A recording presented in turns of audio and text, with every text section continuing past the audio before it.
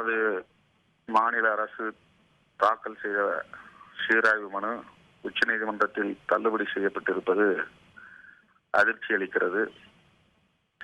போதிய விவரங்களை உச்சநீதிமன்றத்திற்கு தமிழக அரசு தாக்கல் செய்ததா என்கிற ஐயமும் எழுகிறது. உச்சநீதிமன்றத்தில் மேல்முறையீடு செய்ய வேண்டும். நமது பாரம்பரிய உரிமைகளை சட்டப்பூர்வமாக பாதுகாக்க வேண்டிய தேவை உள்ளது. ஒவ்வொரு சமூகத்திற்குமான கலாச்சார உரிமைகள், நெடுங்காலமாக பின்பற்றப்பட்டு வருகிற பாரம்பரிய உரிமைகள் பாதுகாக்கப்பட வேண்டும் என்பதுதான் மதசார்பின்மை கோட்பாட்டின் அடிப்படையாகும்.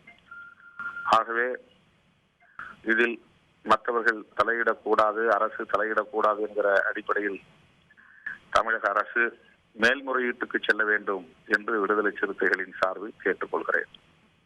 திரு திருமாவளவன், இப்போ இந்த பிரச்சனை நடைபெறவிருக்கும் தமிழக தேர்தலில் எதிரொலிக்கும் அப்படின்னு நீங்க நினைக்கிறீங்களா?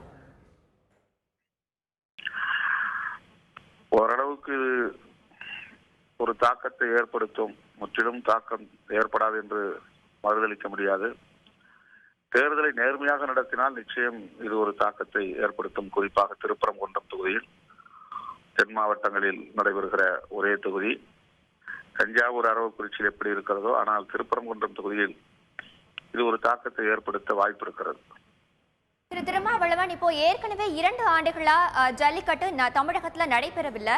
இப்போ விடுதலை சிறுத்தைகள் கட்சி சார்பா இதற்கு ஏதாவது நடவடிக்கை எடுக்கப்படுமா? அது விடுதலை சிறுத்தைகள் ஏற்கனவே ஜல்லிக்கட்டு நடைபெற வேண்டும், அதற்காக பல்வேறு சூழல்களில் போராட்டங்களை நடத்தியிருக்கிறோம். அந்த கருத்தை வலியுறுத்தியிருக்கிறோம்.